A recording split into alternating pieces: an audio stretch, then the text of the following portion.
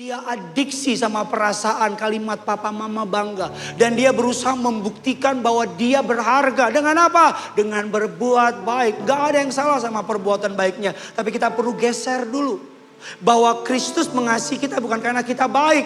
Tapi karena kita berdosa, kasihnya menemukan kita. Katakan amin. Sama seperti kita memberi persembahan supaya bukan diberkati. Kita sudah diberkati. Jadi diberkati makanya respon kita memberikan persembahan. Tapi jangan pernah berpikir persembahanmu akan membuat engkau berbeda dengan yang lain. No, enggak.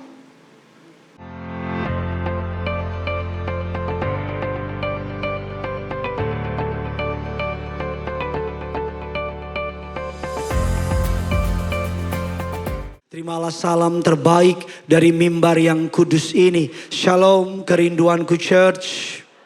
Bisa lebih kompak, lebih semangat lagi saudara. Shalom. Shalom. Apa kabar semuanya saudara? Tuhan Yesus itu baik, amin.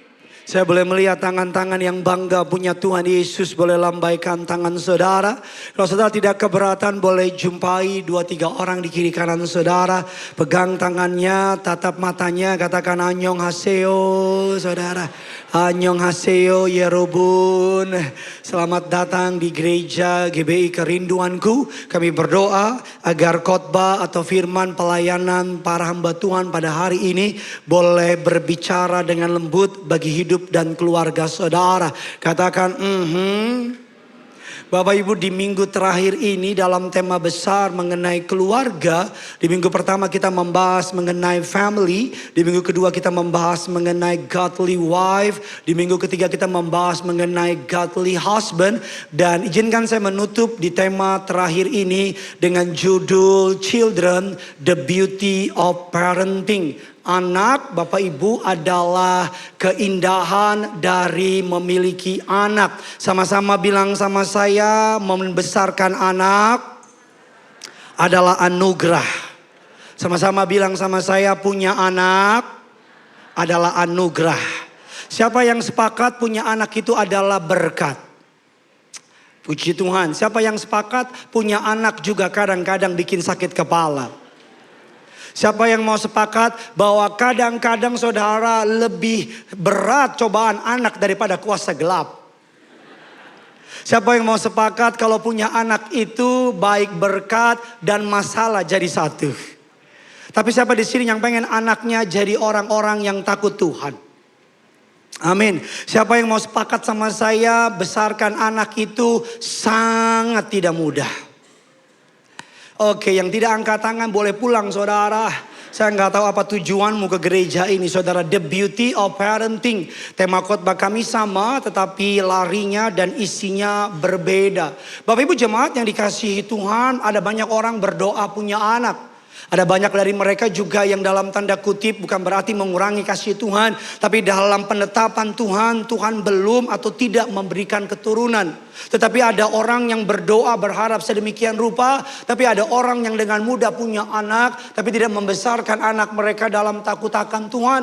Anak mereka penuh dengan kebencian, penuh dengan kepahitan. Dan seperti dia merusak hidup anaknya, demikianlah anaknya merusak hidup orang lain. Kita menemukan ada banyak anak yang hidupnya berantakan. Bukan dari lahirnya berantakan. Tapi karena sistem terkecil di keluarga telah merusak dia. Papanya merusak dia, mamanya merusak dia. Makanya saya selalu bilang bahwa organisasi terkecil itu adalah keluarga.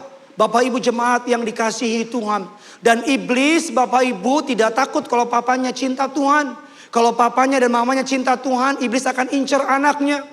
Iblis akan bilang, oke, your parents akan pergi ke gereja, tapi anakmu akan kucuri, anakmu akan kuambil.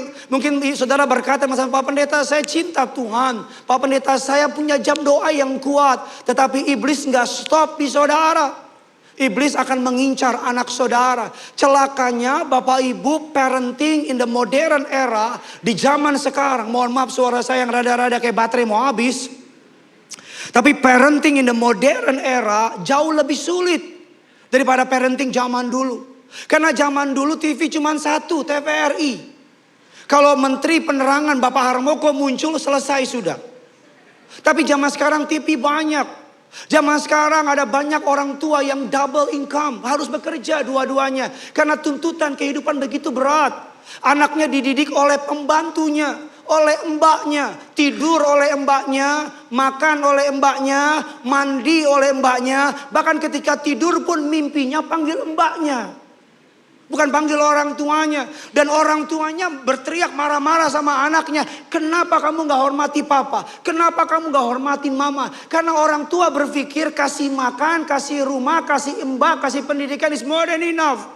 Kita lupa bahwa anak itu adalah manusia, pribadi, soul, jiwa. Anak itu bukan benda, anak itu bukan mohon maaf, ambisi papanya. Ambisi mamanya. Ada orang tua yang gagal jadi polisi, anaknya dipaksa jadi polisi. Bukan saya. Pak Pendeta pengen gak anaknya jadi pendeta? Pengen banget. Tapi sampai hari ini Geni sama Joey gak mau jadi pendeta. Harapannya jadi pendeta. Tapi kalau dia jadi yang lain silahkan. Saya tanya, Geni mau jadi pendeta gak? Enggak. Saya tanya kenapa? Karena papa pendeta sibuk pergi mulu. Kok saudara gak bersimpati sama saya? Pokoknya Gene gak mau nanti papa kecapean. Makanya tahun ini saya sama istri sepakat untuk tidak terima jadwal tengah minggu dari luar. Kami berdua sepakat untuk hanya fokus di dalam. Melayani di dalam. Karena saya gak mau anak saya melihat gereja, pelayanan sebagai kompetitornya dalam mengambil waktu papanya.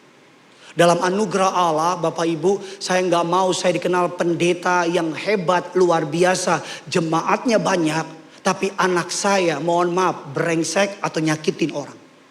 Karena bagi saya keberhasilan terbesar bukan jadi pendeta hebat. Tapi jadi orang tua untuk kedua anak saya. Amin.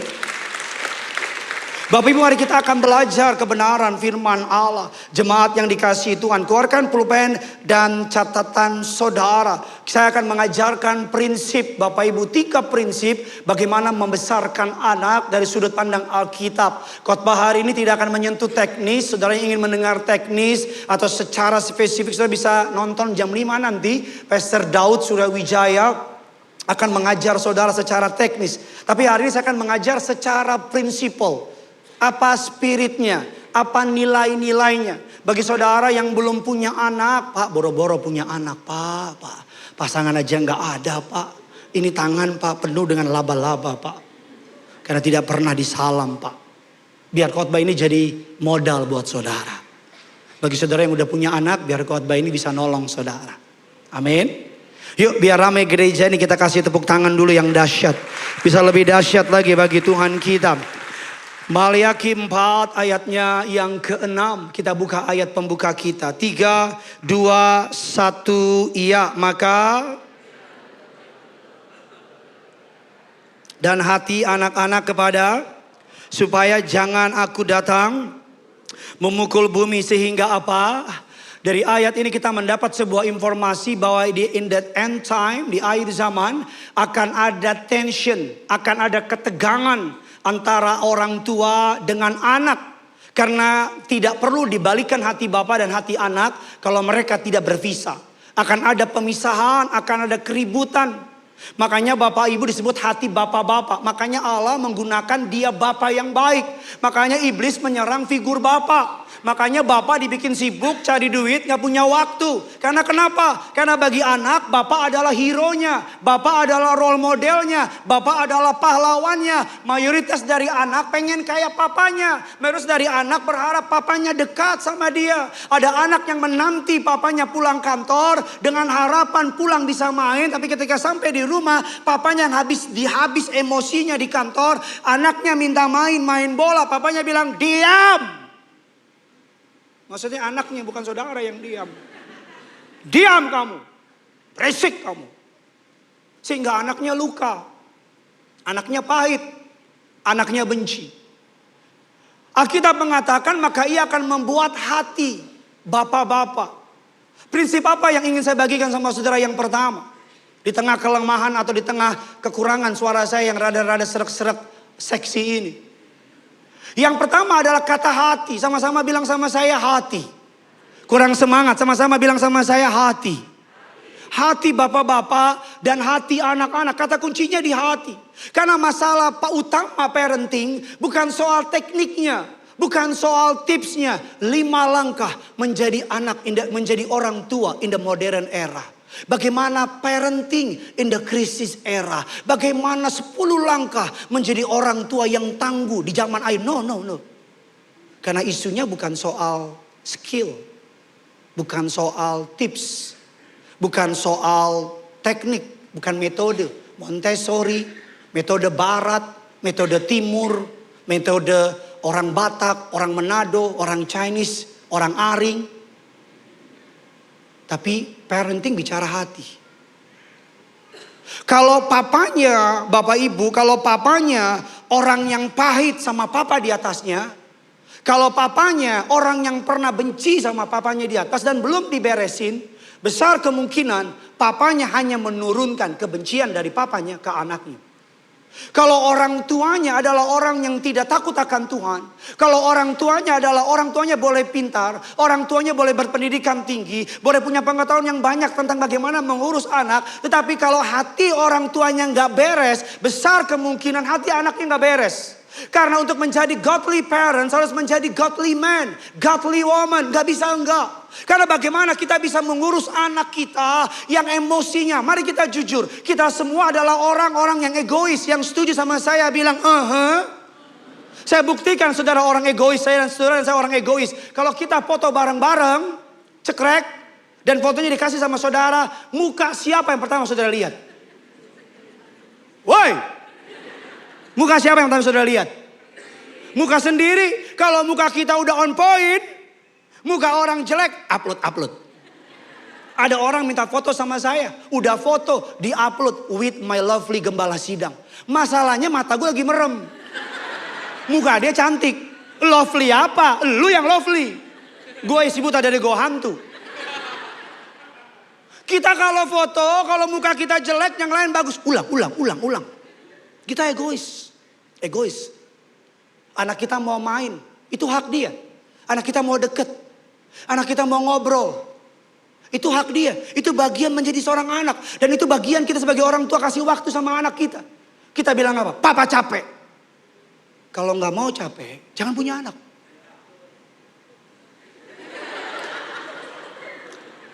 Saya nggak ngerti kau ketawa kenapa, gue nggak ngerti. Kalau nggak mau capek, saya kemarin capek banget, ngantuknya minta ampun. Belum tidur dari lahir. Saya ke atas, tidur. Gene naik ke atas, lihat saya. Saya tahu tuh dia lihat. Tahu dari mana? Karena dia main bola di kamar. Tendang-tendang. Saya bilang, Gene, papa belum tidur. Iya papa, tapi iya gak pergi. Situ main bola terus. Terus saya lihat dia, bola ditaruh samping saya. Ini apa gini? Ya ini bola, gue tahu masak waci. Sambil gini, bola gede gini nih. Papa, mau main bola sama gini gak?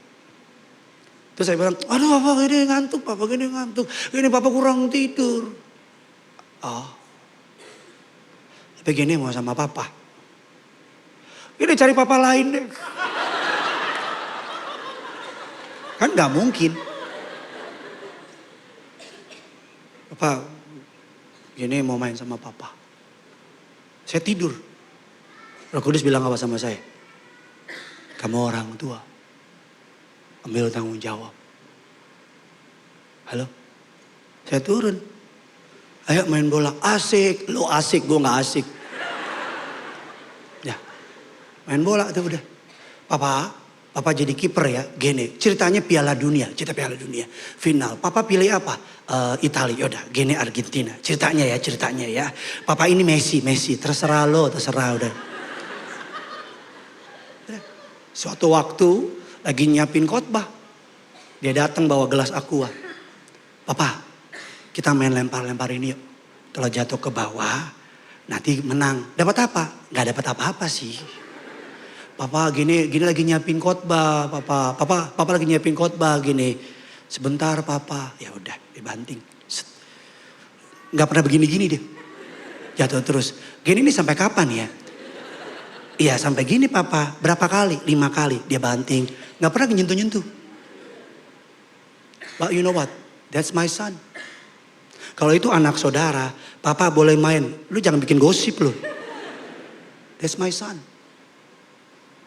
Mari kita sadari bahwa untuk menjadi orang tua yang benar, kita butuh anugerah. We need grace. Kita egois. Kita gak sabaran. Mari jujur, kita gak sabaran. Kita nggak sabaran. Kita bisa sabar sama bos di kantor, sama rekan kantor. Kita bisa sabar sama sahabat. Tapi sama anak sendiri, kesabaran kita setipis tisu. Sama orang lain kita bisa kayak, nggak apa-apa. Kalau orang lain mecahin gelas depan kita, aduh maaf, nggak apa-apa namanya manusia. Tapi kalau anak kita, setan. Anak siapa kamu? Anak papa, bukan anak mama kamu. Mama bilang, bukan. Kata anaknya, gue anak siapa ini katanya. Kita gak sabaran. Suatu hari Bapak Ibu jemaat yang dikasihi Tuhan, istri saya gak ada, lagi pergi. Anak tidur sama saya berdua. Tidur ya, tidur ya. Iya papa, tidur ya. Iya papa boleh main game dulu gak? Talking Tom, main game Talking Tom. Yang gede, papa boleh nonton ini, nonton. Setengah jam selesai, tidur ya. Oke tidur, mereka tidur. Saya doa. Saya balik, saya kira udah tidur. Mereka lagi, wah, wah, wah, wah, wah. Bantal di atas, genteng di bawah, wah, wah, wah, wah. Saya buka pintu, padahal baru penyembahan. Itu urapan langsung pergi.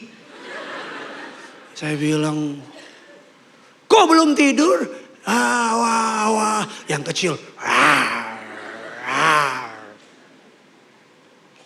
Langkah pertama, prinsipal yang paling penting, the number one. Ingat. Untuk jadi orang tua, kita perlu memulai dengan sebuah pengakuan. Kita nggak mampu, kita nggak sanggup. That's why we need Jesus. Kita perlu Yesus. Coba bilang kiri kanan saudara, kita perlu Yesus. Amin. Sama-sama bilang sama saya butuh anugerah. Kita berikan tepuk tangan dulu yang dahsyat bagi Tuhan kita. Bapak Ibu jemaat yang dikasihi Tuhan. Yang pertama, makanya kita perlu mengerti, kita perlu menghancurkan siklus luka dari generasi di atasnya. Istri saya menggambarkan sebuah gambar yang tepat sekali. Siklus luka. Kalau di atas kita, mari kita jujur. Di sini siapa yang dibesarkan dengan setiap hari di rumah dengan makian demi makian. Dengan kalimat-kalimat ragunan di rumahnya, boleh angkat tangan. Oh ya udah, gak usah khotbah lah. Di sini siapa yang papa mamanya nggak pernah bilang I love you. Yang papa mamanya bukan orang yang hangat. Yang papa mamanya kalau ketemu sama anaknya. Kalau ketemu cuman. Di sini siapa yang kalau sama papa mamanya tidak ada koneksi. Tidak ada kehangatan. Kaku. Di sini siapa yang mau ganti khotbah saudara yuk. Kita ganti khotbah aja mau gak saudara? Kaku. Saya dibesarkan dengan gaya didik FVOC. Tahu kan? Yang gampar, mukul. Yang kalau sapu gak patah, belum marah. Yang kalau maki di rumah udah biasa. Maaf ya, ini cuma contoh doang. Babi kamu. Anjing kamu. Kalau saya ngomong gitu sama Gene, tremor dia. Babi suka kita makan. Anjing gak pernah. Kami pencinta anjing. Yang gak penting juga sih saya bahas. Informasi yang tidak perlu. Tapi maksud saya berdoa agar hari ini, walaupun kamu pernah disakiti oleh orang tuamu, walaupun hubunganmu gak hangat sama orang tuamu, saya berdoa agar siklus itu putus di generasi kita.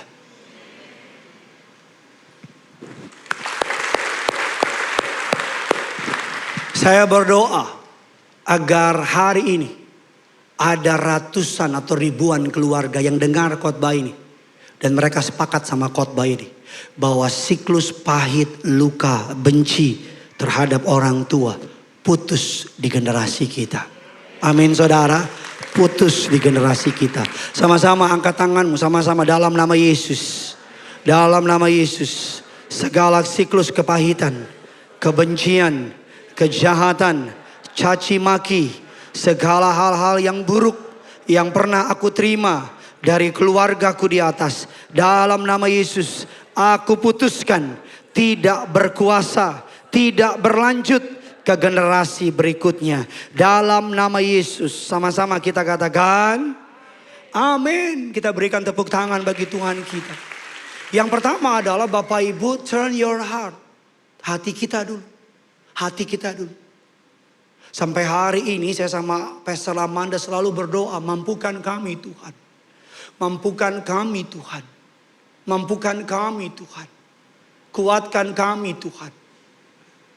Saya tahu anak saya masih 7 tahun dan 3 tahun. Mungkin saya perlu banyak belajar dari saudara yang anaknya sudah jauh lebih besar. Tapi izinkan saya menyampaikan ini. Baru mau mulai metode parenting yang paling tepat, paling benar. Yang pertama adalah dengan sebuah kesadaran bahwa kita nggak mampu. Kita butuh anugerah Tuhan. Amin. Untuk bisa sabar di saat anak kita pecahin barang. Untuk bisa ngampunin di saat anak kita nyakitin kita. Zaman anak saya kalau makan saudara perlu dirayu. Joe, ini pesawat terbang ya. Kalau zaman saya dulu ini pesawat terbang apa? Nggak ada ngangeng-ngangeng.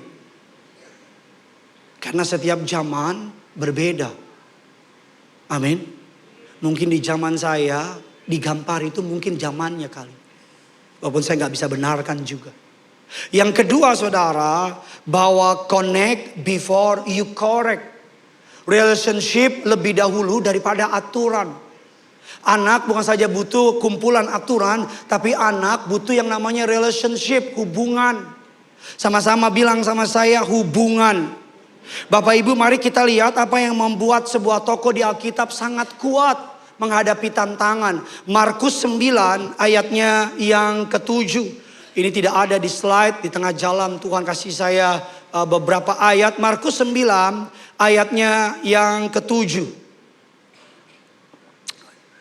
Kerinduanku Church Kelapa Gading, semua juga tahu. Kita baca 3, 2, iya. Maka awan menaungi mereka dan dari dalam awan itu terdengar suara apa Bapak Ibu? Inilah anakku yang kukasihi apa Bapak Ibu? Dengarkanlah dia. Bapak Ibu, connect before correct. Dari ayat yang baru kita baca, Allah Bapa tidak hanya memuji Yesus, tetapi Allah Bapa pertama-tama mengklaim kepemilikan kepada Yesus. Allah Bapa menyatakan bahwa Yesus adalah kebanggaannya. Yesus adalah bagian dari dia. Yesus adalah kesayangannya. Anakmu harus tahu kamu bangga sama dia. Anakmu harus tahu kamu sayang sama dia. Anakmu harus tahu bahwa mereka adalah pusaka bagi kamu. Walaupun dia belum bisa kasih apa-apa. Sebelum Yesus melakukan mukjizat, sebelum dia menyembuhkan orang sakit, membangkitkan orang mati, membaptis orang, sebelum Yesus memulai pelayanan, yang pertama Bapa lakukan bukan karena Yesus do something, tapi Bapa bilang pertama kali kepada Yesus, inilah anakku yang kukasihi. In the front, di depan banyak orang, bahwa Bapa mengasihi Yesus. Celakanya banyak anak-anak tidak yakin atau tidak percaya kalau papanya sayang sama dia. Kalau mamanya sayang sama dia. Anaknya selalu berpikir papanya benci sama dia. Mamanya gak suka sama dia. Inilah anakku yang kukasihi. Yohanes 13 ayat 1 dan 5. Mari kita baca sama-sama 5 ayat ini. Bapak Ibu jemaat yang dikasihi Tuhan. Yohanes 13 maksudnya. Ayat 1 dan 5. Sementara itu sebelum hari raya Paskah mulai. By the way bulan depan Paskah. Cepat saudara ya. Nanti tiba-tiba Natal aja saudara. Ya gak menarik ya. Mari lanjut saudara ya. Sebelum hari raya Paskah mulai. Yesus telah bahwa saatnya sudah untuk beralih dari. Sama seperti ia senantiasa mengasihi murid-muridnya. Demikianlah apa? Sampai kepada kesudahan. Ayat yang kedua, mereka sedang. Dan iblis telah membisikkan rencana dalam hati Yudas, anak Simon, untuk apa? Ayat yang ketiga kita baca Yesus bahwa bapaknya telah. Dan bahwa ia telah datang dari Allah dan kembali kepada. Ayat yang keempat, lalu bangunlah Yesus, mengambil selai, mengikatkan pada apa? Ayat yang kelima kita baca, kemudian ia apa? Lalu mulai membasuh kakinya. Murid-murid lalu menyekanya dengan yang terikat pada apa? Dari mana kekuatan Yesus melakukan yang tadi kita baru baca? Dari mana kekuatan Yesus berjalan menuju yang namanya salib Golgota? Dari mana kekuatan Yesus untuk bisa mengampuni? Dari mana? Karena dia menyadari bahwa sebelum dia memulai pelayanannya, Bapa sudah berkata kepada, inilah anakku yang kukasihi, kepadanya lah aku berkenan. Izinkan saya bertanya pada orang tua di tempat ini. Apakah engkau yakin 100% bahwa anakmu tahu engkau sayang sama dia? Apakah engkau yakin 100% bahwa anakmu tahu engkau bangga sama dia? Apakah kata I love you, I'm proud of you, aku bangga sama kamu, adalah kalimat yang sangat jarang dia dengar? Jangan sampai terutama kalau anakmu perempuan gak pernah dengar kata papa sayang sama kamu. Nanti ketika ada laki-laki di luar bilang, Pak, hey, handuk, I love you. Anakmu norak kampungan, kayak layangan singit, tau gak? Karena gak pernah dipuji. Dengar ada cowok yang muji dia langsung I love you. Dia bilang I love you too. Ya. Kalau kamu punya anak perempuan, sering-sering peluk anak perempuan. Yang pertama, pastikan itu anak perempuan. Kalau nggak berantem sama papanya. Kenapa harus sering-sering peluk anak perempuan? Biar nanti kalau anak perempuanmu gede, dia tahu mana pelukan nafsu, mana pelukan sayang. Kalau ada cowok yang peluk dia dan bilang I love you, dia bilang no, ini nafsu. Tapi banyak anak perempuan nggak tahu apa itu love. Karena papanya dingin, mamanya dingin. Bukan karena mereka tinggal di kulkas. Ayo tolong bantu khotbah saya. Khotbahku tergantung responmu, ayo. Bapak Ibu, mengapa ini penting? Mengapa ini penting? Anak yang tidak memiliki rasa dimiliki. Anak yang tidak memiliki rasa disayangi akan bertumbuh menjadi anak yang merasa tidak aman, insecure. Mereka akan mencari pengakuan di tempat yang salah. Jika mereka merasa tidak dimiliki di rumah. Jikalau mereka tidak mengetahui siapa orang tuanya. Jikalau mereka tidak mengetahui betapa mereka diterima sepenuhnya. Makanya kenapa anak yang hilang ketika mereka jatuh dalam dosa. Ketika anak yang hilang hancur, hartanya habis, dia jatuh dalam dosa. Kenapa anak yang hilang kembali ke papanya? Karena anak yang hilang tahu papanya pasti terima. Anak harus punya pemahaman, anak harus punya panggilan, anak harus punya keyakinan bahwa kalau saya mess up, papa dan mama gak akan mundur dari saya. Papa dan mama akan ada di sana buat bela saya. Bukan berarti kita membenarkan dosanya. Bukan berarti kita melakukan pembiaran. No. Anak perlu tahu bahwa apapun yang terjadi di luar sana, ada orang tua yang akan membackup di belakang. Salah. Anak perlu mengerti bahwa papanya mengasihi. Sering-sering bilang sama anakmu I love you. Sering-sering tanpa sebab peluk dia. Sering-sering bilang sama dia I'm proud of you. Kan aku gak buat apa-apa. Karena kamu gak buat apa-apa, biasa kamu buat masalah. Suatu hari saya dapat jadwal besar. Jadwal pelayanan yang KKR di sebuah daerah. KKR-nya sangat huge, besar. Kalau secara strategically, it's a good for me. It's a good for us. It's a good for the church. Gini bilang gini. Papa pergi lagi ya? Saya bilang, iya Pak, iya gini Papa pergi. Saya ngobrol sama istri saya, gini kayaknya gak mau saya pergi. Karena yang umur 3 tahun Joey masih belum terlalu ngerti. Gene udah mulai ngerti. Ya papa pergi, oh ya udah deh. Boleh nggak papa pergi? Papa pergi mulu. Mau di rumah dong. Tapi Gene ini papa pelayanan begini. Dalam anugerah Allah, Gene tahunya kami pergi. Tapi saya sama Amanda istri saya sepakat. Cancel pelayanan itu, gak jadi. Puji Tuhan masih bisa di cancel. Untuk apa? Untuk nemenin Gene. Pas hari H gini, papa mama gak pergi? Enggak. Kenapa? Kan papa mama mau temenin Gene. Gene kan lebih penting dari pelayanan. Gene kan lebih penting dari gereja. Walaupun dia gak bilang makasih kayak apa, enggak gitu. Dia cuma bilang, si lontong ya. Makanya sama istri saya sepakat gak terima jadwal tengah minggu. Makanya kami sepakat walaupun kami punya supir. Supir kami ada 25 Pak. Jadi 2 jam ganti. Yang antar sekolah itu mamanya, yang jemput papanya. Kenapa? Karena memori itu mahal. Saya ulang lagi. Kenapa? Karena memori itu mahal. Anak nanti bertumbuh besar, dia ingat cara papa mamanya perlakukan dia. Itu yang mahal. Sampai hari ini yang mandiin Gene dan Joy saya. Kenapa? Karena memori mahal. Kalau saya yang mandiin, mereka paling suka saya mandi. Kenapa? Karena tutup air, saya tutup. Air saya nyalain. Sabun yang bisa 2 minggu cuma 2 hari.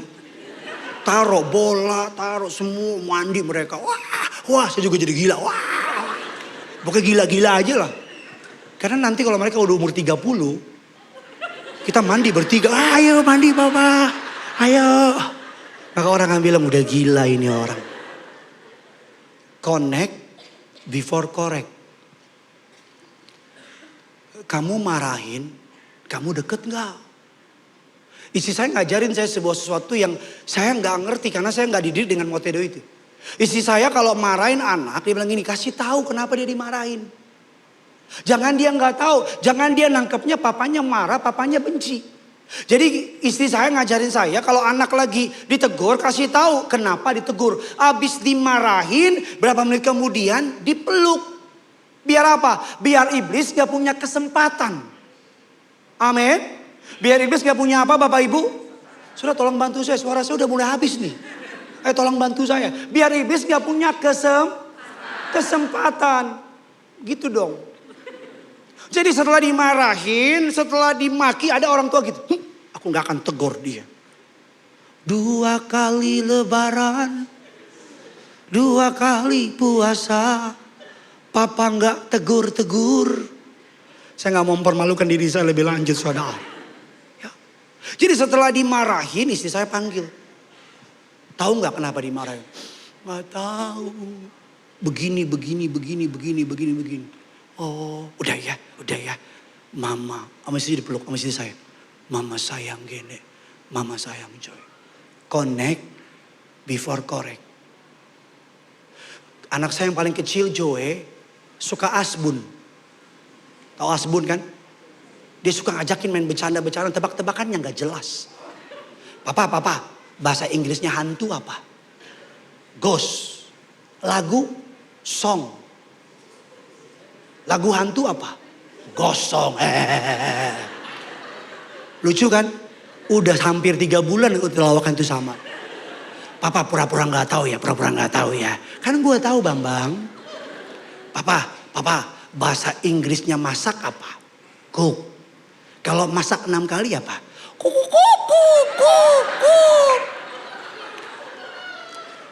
Tanya istri saya, kemarin, Papa, pura-pura gak tahu ya. Papa, bapak apa yang bisa terbang? Apa? Bapaknya burung. Oh.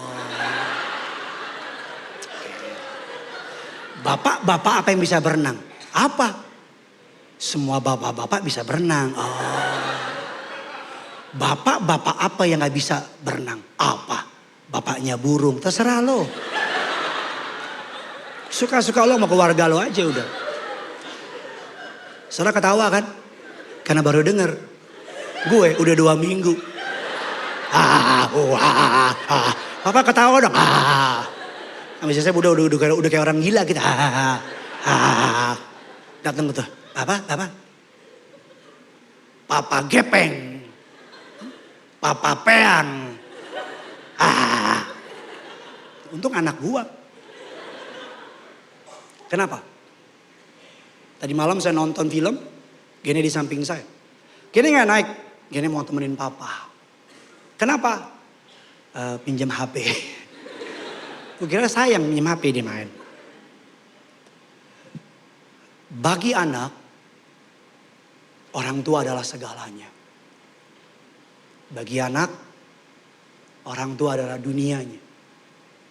Tidak ada yang paling menyakiti anak. Ketika orang tua ngomong gini. Papa malu punya anak kayak kamu. Wow.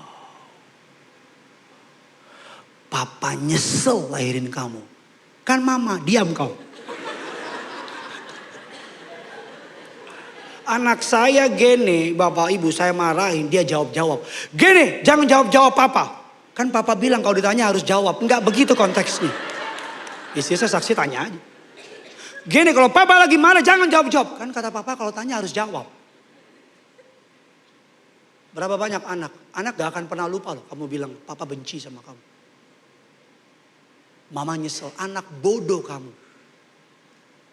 Istri saya membaca sebuah penelitian. Anak itu bapak ibu ada sebuah konteks yang namanya itu prefrontal cortex. Anak bapak ibu akan bertumbuh prefrontal cortexnya. Saya undang pemain keyboard. Prefrontal cortexnya pusat logika dan nalar.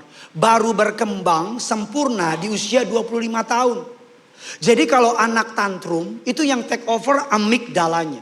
Jadi kalau anak umur 5, 6, 7, 11, 12, 13 di bawah 25. Ketika mereka dibentak dia nggak ngerti kenapa dibentak.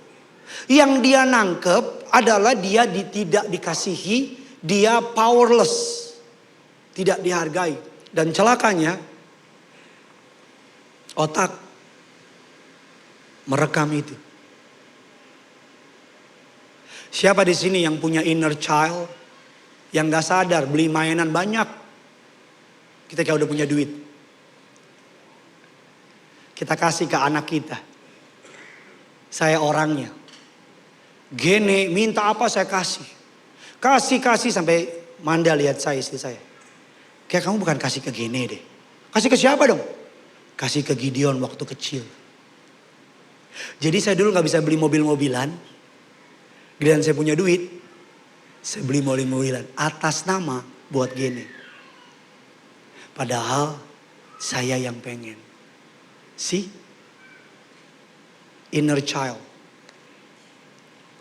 Ada orang yang luka sama papanya gak sadar. Lukanya. Inner childnya dia. Ini nih tadi nih. Namanya apa tadi itu? Prefrontal cortexnya nge-leads dia. Mimpin dia. Karena rekaman. Bapak ibu, children see and children do. Sama-sama bilang sama saya, anak melihat dan anak melakukan. Tadi ada orang curhat sama saya. Dia kalau naik mobil, ini true story. Dia kalau naik mobil, kalau mobilnya disalip, dia suka maki kalimat kotor. Belakangan dia naik mobil, mobilnya disalip, dia buka kaca. Dia baru mau ngomong mohon maaf, anjing. Anaknya di belakang teriak, anjing lo. Anaknya kelas 1 SD. Dia kaget. Kok kamu ngomong gitu? Kan papa biasa begitu. Jadi bilang, Pak Pendeta sekarang saya kalau mobil saya disalip. Saya kalau mau maki saya lihat tuh ada anak saya gak? Itu namanya gak bertobat lontong. Kamu boleh bilang gini, jangan bohong ya, bohong itu jahat. Tapi dia dengar kamu telepon. Bos, maaf bos, lagi sakit bos. Sakit bos, lagi demam tinggi bos. Oh gitu ya, maaf ya bos ya. Udah, sehat lagi. Dia sih gak ngomong tapi dia rekam. Dia bilang, oh bohong boleh. Kalau ada alasannya. Berikutnya. Kamu gak boleh mukul adek. Masa adek dipukul? Sayangin dong. Kan kita saudara. Keluarga gak boleh mukul. Oh iya. Dia lihat papanya mukul mamanya. Pak! Dia bilang, oh perempuan kalau cerewet pukul. Tahu dari mana? Karena papa ngajarin kayak gitu. Jadi ketika adiknya perempuan berisik, pukul. Saya waktu kecil, 5-4 tahun, ada tamu ke rumah. Papa saya bilang gini, bilang papa gak ada. Namanya saya kan polos, masih suci, tak bercacat, tak bercela. Om, maaf om, kata papa gak ada. Ada dong. Bapak Ibu jemaat yang dikasihi Tuhan. Yang ketiga, unconditional love. Cinta, kasih yang tanpa syarat. Apa itu kasih tanpa syarat? Hear me out. Ini sangat penting. Bahwa jangan sampai anak merasa harus membayar kasih sayang orang tua dengan nilai bagus. Dengan prestasi olahraga. Atau perilaku yang menurut. Tapi kasih tahu sama anakmu bahwa kamu akan tetap ada saat mereka gagal. Kamu gak akan berubah saat mereka mengecewakan. Kasih tahu sama mereka, berikan rasa aman kepada anak kita bahwa aku dicintai karena siapa aku, bukan karena apa yang aku lakukan. Amin. Anak saya dibikin sama istri saya, kalau berbuat baik ada bintang. Bintangnya 12. Kalau dapat bintang 12, dia boleh minta apa aja. Awalnya bagus. Tapi lama-kelamaan saya lihat anak saya jadi junkie. Jadi adiksi. Buat baiknya pura-pura. Buat baiknya karena ada maunya.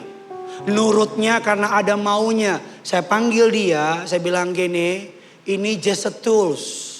Ini cuman alat. Maksudnya apa papa? Kamu jangan terpati sama ini. Soalnya aku kalau dapat bintang 12, papa sama mama peluk aku. Bilang, aduh papa mama bangga. Dia adiksi sama perasaan kalimat papa mama bangga. Dan dia berusaha membuktikan bahwa dia berharga. Dengan apa? Dengan berbuat baik. Gak ada yang salah sama perbuatan baiknya. Tapi kita perlu geser dulu. Bahwa Kristus mengasihi kita bukan karena kita baik. Tapi karena kita berdosa, kasihnya menemukan kita. Katakan amin. Sama seperti kita memberi persembahan supaya bukan diberkati. Kita sudah diberkati. Jadi diberkati makanya respon kita memberikan persembahan. Tapi jangan pernah berpikir persembahanmu akan membuat engkau berbeda dengan yang lain. No, enggak. Alkitab mengatakan dia mengasihi ketika kita masih berdosa. Amin. Dia saya bilang sama gini, you know what, gini. Tanpa ini pun, we do love you. Setiap kali anakmu jatuh ke dalam dosa dan kesalahan, dengar baik. Itu kesempatan buat kita orang tua menunjukkan kasih Kristus dalam hidup kita kepada anak kita. Kenapa saudara jatuh cinta sama Yesus? Saya mau dengar, kenapa? Karena Yesus gak pernah nyerah sama kita kan? Kenapa saudara jatuh cinta sama Yesus? Hujan-hujan datang, kenapa? Karena Yesus selalu mengampuni kan.